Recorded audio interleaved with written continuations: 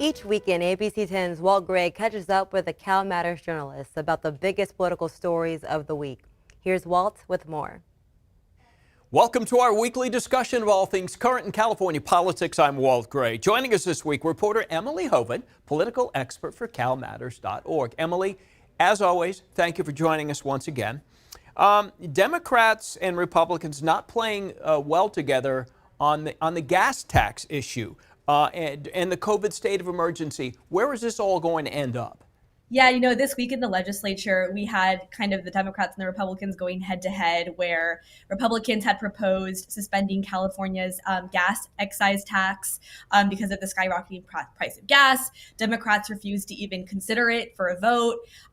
Republicans also had a measure that would end California's COVID state of emergency and which has been in effect for 2 years and has given Governor Gavin Newsom a lot of unprecedented powers. Democrats also shut down that attempt. And then we have also seen Democrats this week introduce a proposal to give every single California tax filer a $400 rebate that would help them offset the price of gas and other, goods because of the price of inflation going up. And so that's sort of a rebuttal to the Republican idea of suspending the gas tax. And they're saying, this is better. We'll still get that tax revenue for bridges and other infrastructure projects, but people will also get money back in their pockets. Mm-hmm.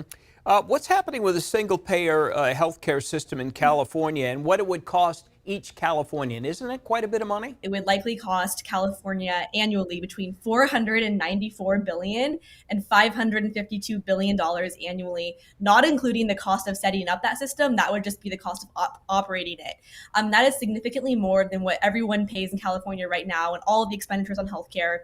And it's also over $100 billion more than previous estimates. And so I think, with that really big price tag and the analyst also finding that it could actually contribute to less good quality healthcare, that could suggest there will be more hurdles that lawmakers will face trying to advance that next year if it comes back.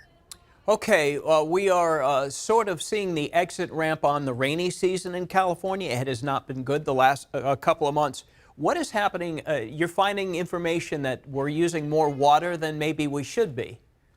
Urban Californians actually used 2.6% more water in this January than they did in January 2020. And this is despite Newsom having a statewide goal of Californians conserving 15% of their water, less than they had in that year. And because of that, I think that things are going in the wrong direction. We're not necessarily conserving water, or actually the water use is going up. And so I think that might increase pressure on the governor to potentially institute these statewide mandatory restrictions on water use. He was reluctant to do that last year, maybe partially because of the fact that he was facing a recall election. But now that he's kind of in the clear and, those numbers are heading in the wrong direction, it might for him might be time to do that. Yeah, we'll see. It could be an interesting summer with a lot of brown lawns or California gold lawns. That's what we were told that the color was the last time we stopped watering. So there you have it. Emily, thank you. Good to see you again. CalMatters is a nonpartisan news organization explaining California policies and politics.